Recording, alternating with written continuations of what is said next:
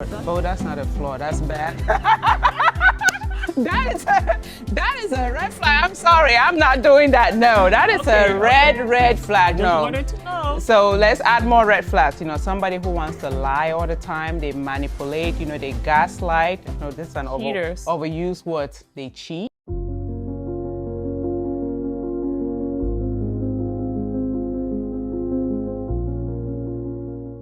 Hello everyone, my name is Mabel. And I'm Ruth. Welcome to our space, the 3 R's. Reflect, Realign, and Rise. Today, we are going to talk about a very important topic. Yes. Something that, affects or applies to you, me, you. Mm-hmm. We are talking about red flags in relationships. Yes. And why people often ignore them. Yes. Thereby leading to very not desirable consequences. Yes.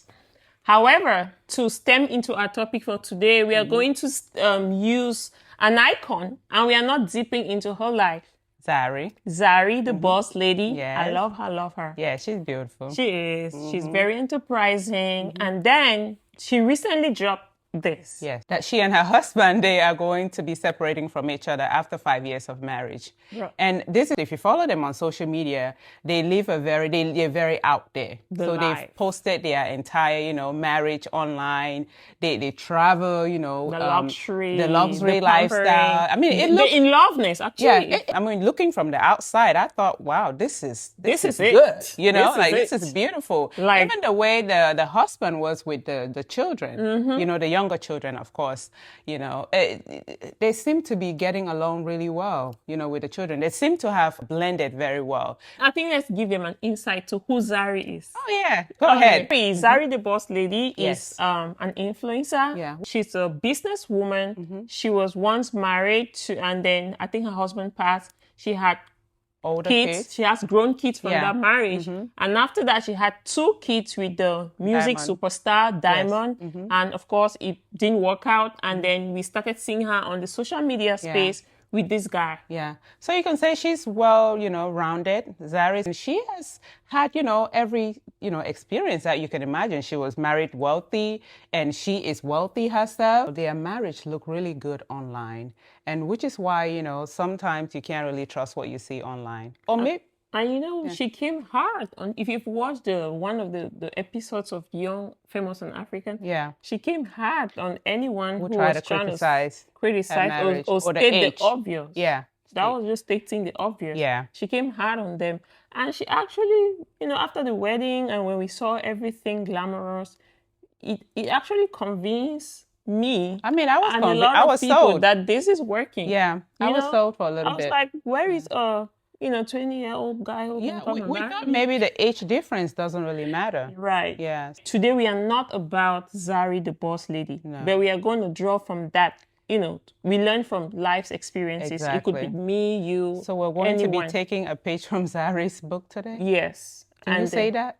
Are we really trying to... Well, yeah, we can learn from, learn from it mistakes. without necessarily bashing or being negative. No. We want to put that out there. Because they truly could have been in love. And, just because it didn't work out does not mean they didn't have a good marriage. Right. You know what I mean? And the fact that it didn't work out for them doesn't mean that there's no other people out there who... with women who are way older or way richer than the men and it's working. But there are still so many people with a very big gap in age that their marriages are working. Yeah, so... But maybe I think it works more when it's the man who is older. I don't like a lot of youngsters. I don't mean that I might not marry someone my age group, but I've often, maybe because I matured so fast, I've always loved or preferred people who are older. Yeah. Than me. If you know me, you know that I've always preferred older too. Yes, not Opa with porch belly. I just... not ancestors. But...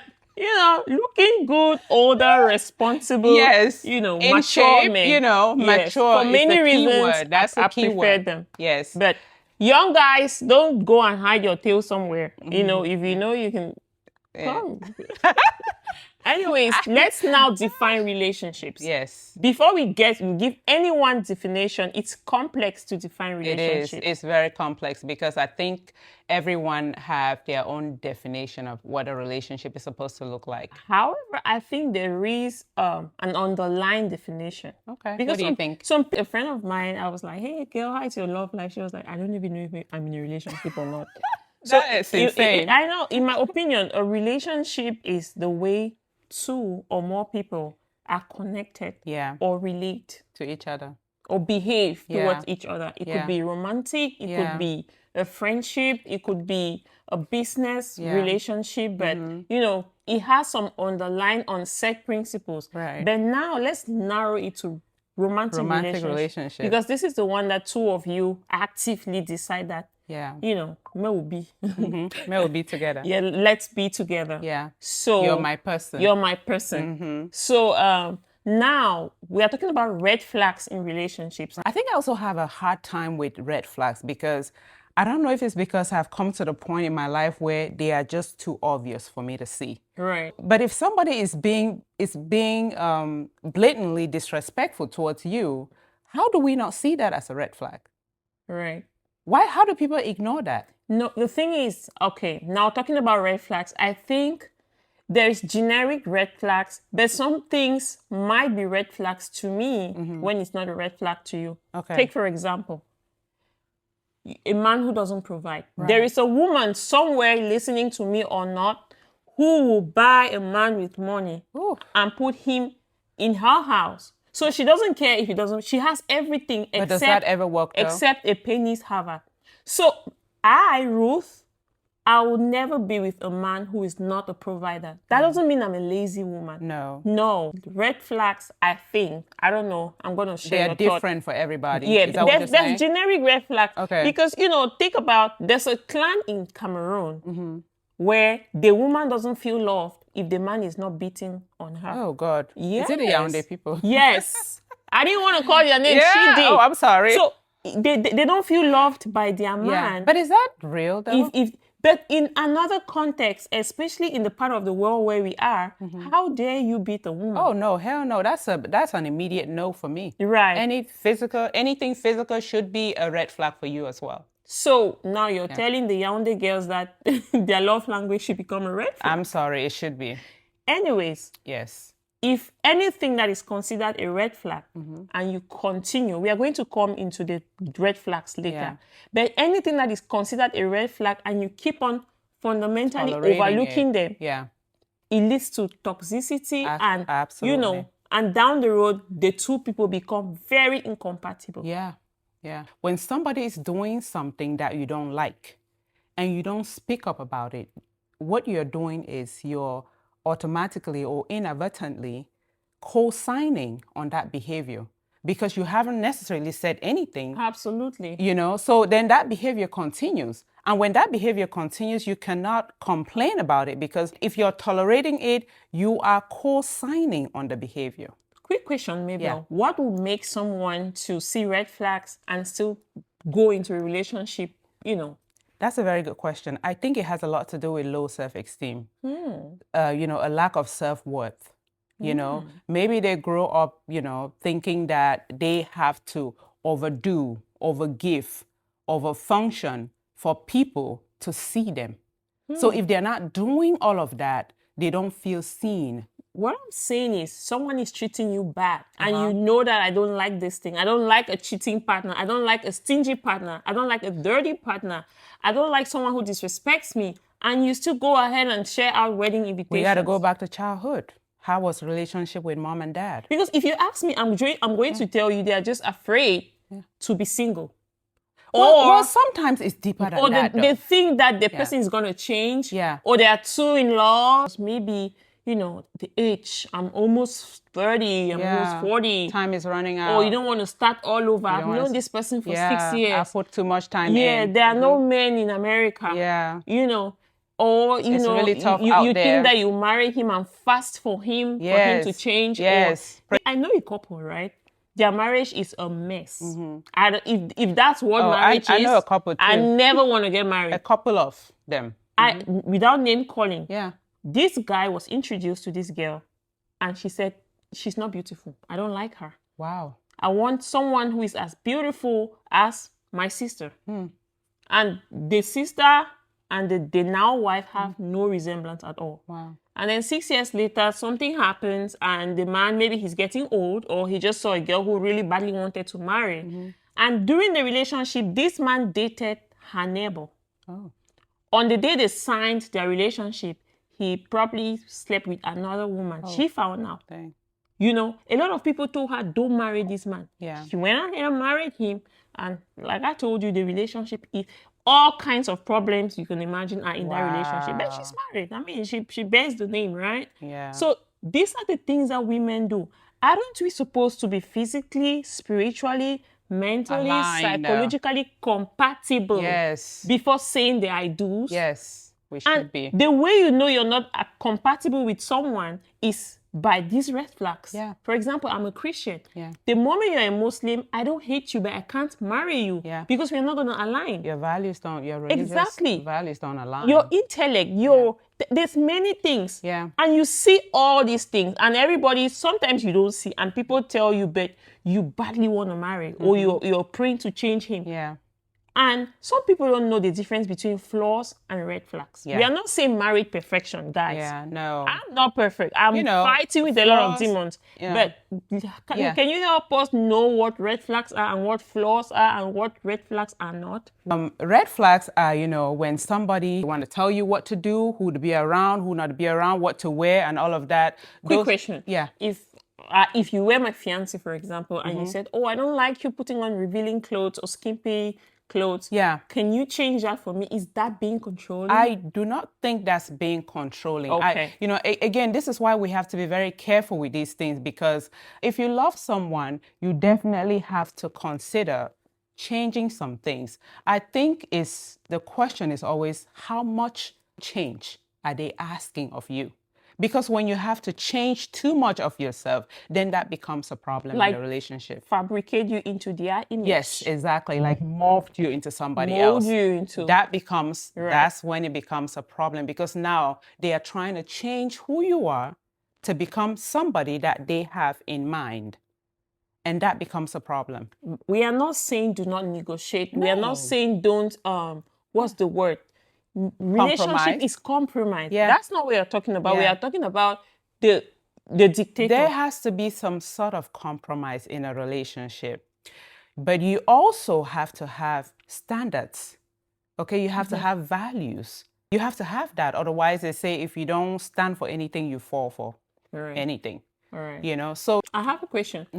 Could stinginess, especially from the man, be considered a red flag? Well, I think that we all like a giving man, Not a giving man. Let's go back to the Bible. Marriage originates from the Bible. Yes, God is the creator of this beautiful thing called marriage. Yes.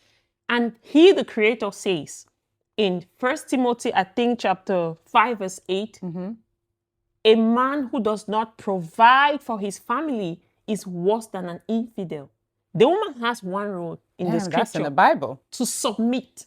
Yes. And the man has the role to protect, to provide, and be the priest of his home. Wow. Now, when you expect a man to provide, I'm very hard on this because something is being distorted in people's brains, especially the man of today. It's a different time. It's a society where you have to pay half. You half for 50-50. Oh, no. This is going to be a different... You know what I'm saying? Yeah. So I'm not saying you should take this as a red flag. Yeah. But I'm telling you, you who doesn't have this as a red flag, you might really want to re-examine.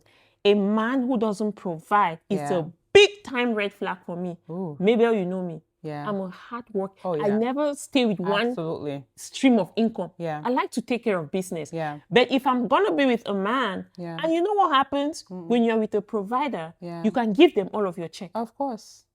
Of course. But I must see the provider in you. You have to be a for man another day. We are going to come back. You have to actually be a man that can lead, right? He doesn't need to make much. We had talked about giving in one of our episodes. Yeah. But a man who doesn't have that mindset, a man who can move into the woman's house. In some cases, you could. But when that is your fundamental big red flag, this man is not going to provide for you and your kids. Yeah. quote me tomorrow. Yeah. Sorry, maybe I hijacked. You kind of hijacked the whole show. But yeah, no, I see that, this is one of your non-negotiables. So a provider, if a man cannot provide, that is a quick no for you. So that's your non-negotiables. That's one of your non-negotiables. Sophia Kwa. Yeah. Intellectual compatibility. Yeah. I, Ruth, will easily be drawn to someone who is intelligent than someone who is fine looking. There's a name for that. Sapiosexual. Sapiosexual. Yeah, I think I am. I think I am too. I'm very attracted to you gotta high IQs. You gotta get me here Right. to get me here. Wherever. Yeah. You gotta get this first. You gotta get this. Because, there are some people, they come with, their skimpy trousers, well carved, and they open their mouth to talk, and you're like, I can't have a conversation with you. I'm sorry. And I think sometimes I feel bad about that, but it is what it is. I'm just not attracted to that. Like, you have to be intelligent. So there's something very sexy about listening to an intellectual man. Do you? One of the best relationships I've had, we talked for like 6 months without seeing each other. When somebody can make you think. Yes. We talked for like 6 months. When somebody can make you Google shit. And the moment we saw each other, a baby could be born. Anyways, so that's compatibility right there. Yeah. And those things matter. Right. We cannot downplay those things or overlook those things, because if that's what rocks your boat, don't ignore it.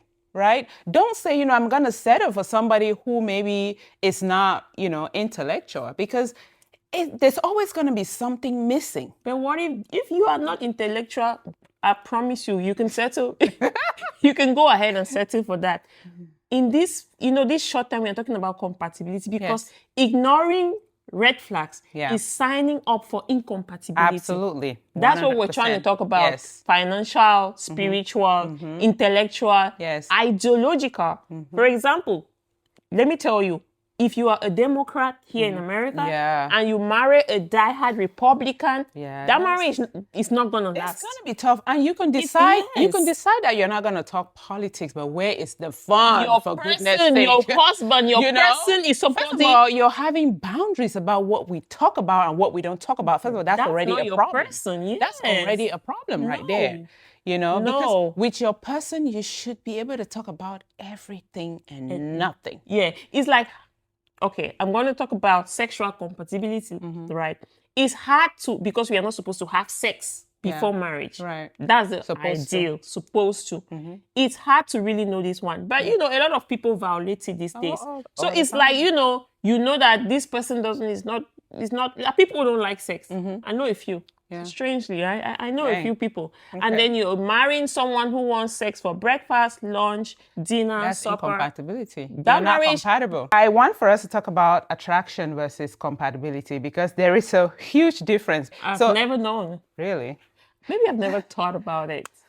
So you can be attracted to somebody and not compatible to them. Right. So for example, you meet this guy and he is all, he's the chemist, everything is just amazing, right?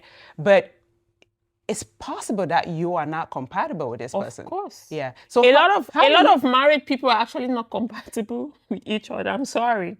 A lot of people... Yeah, this is true. It's true. No, it's absolutely true. Because people get married for different reasons. And sometimes it's not the right reasons. A lot of times, actually. Yes, it's not. If you're attracted to someone and not compatible with them, it could look like one person could be a Christian and the other person could be a Muslim. So there's conflict in values.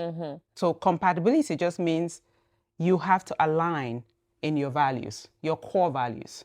Can I say something, maybe? Absolutely. All right, let me let you into my parents' marriage. Ooh. Sometimes there is the saying that unlike poles attract, and like poles read. It's a yes and a no. My mom is a go-getter. My dad takes life more. If you know who a phlegmatic is, peaceful, takes life slowly. If he can, he will. If he cannot, my mom will put down all the barriers and get it. These are two kind of incompatible people. But because they had the same vision, their differences blended in the raising of their kids and they were married for more than 40 years, happily. before my dad passed. So I'm bringing in this to say, again, we are not vouching for perfect unions. No. There is a certain degree of individual differences So the differences that could be though, blended. But the differences are, I feel the differences are different from compatibility. Okay, Right? Because right. because there has to be differences. Think about it this way. Your mom comes from a different background. Your dad comes from a different background. They were raised in two different homes. They're raised in two different homes. So there are bound to be differences. Are you trying to say there's a difference between individual flaws Yes. and red flags? Absolutely. So yes, flaws, could be, you're forgetful. Maybe you're just a messy person, or maybe you have different hobbies, right? Those are just some flaws. But red flags Or maybe you're just a gossip. Yeah. You maybe gossip everywhere. You can gossip, you can gossip with your partner, that's... No, like in the neighborhood, they know you everywhere for gossip. Yeah, but that's not a flaw. That's bad. That is a red flag. I'm sorry, I'm not doing that. No, that is a red flag. Just wanted to know. So let's add more red flags. Somebody who wants to lie all the time, they manipulate, they gaslight. This is an overused word. They cheat, and they cannot be accountable for nothing, right? They refuse to be accountable. They just refuse to be accountable, right? And they are very inconsistent. Example. You first meet someone and they're going out of their way to do great things, just to get you hooked, right? Right. And once you are with them, guess what? They stop doing those things. You text them in that the is morning, inconsistency. Hi, baby. Yeah. And they reply the next day, they say, exactly. Hey. But guess what? When you first started, there was they will respond to you right there, They will not wait to respond. So that is inconsistency. And let's not forget, we those said are red known flags. providers too. Yeah, absolutely. Yeah. We need providers over Providing men. Yeah. We need a man, not because we don't have jobs or we can't hold down our bills. We have homes and we're doing just fine. But if you're going to be with someone, we prefer that they are men that can provide, that can lead us, right? It's something very, it should be. There's something really sexy about a man that can lead you. And we're not just talking about financially too. Finance is very important. It's important, it is. But sometimes, they can have that finances covered and just not have the other parts, Women want a covering. Yeah, back to the Bible, absolutely. Like I mentioned, a man in Ephesians, the Bible says the man is the head of the woman. Yeah. That's why they were even saying that, he's like the covering of the woman. A woman is a helper. The woman is the helper. A woman is a helper. With this 50-50, we go for dinner, you pay mine, I pay yours. Stop with it. I really think it's 100. I promise you, I've been in a relationship where I didn't care. Yeah. I could take my whole paycheck and give it to this person over and over and over again. In fact, it could just go to his account. There was amount. Do you know why? An amount of trust. Do you know why? Because this person had shown consistently that he doesn't care about whatever peanut I was making. He was a provider par excellence. Oh, that's what we love.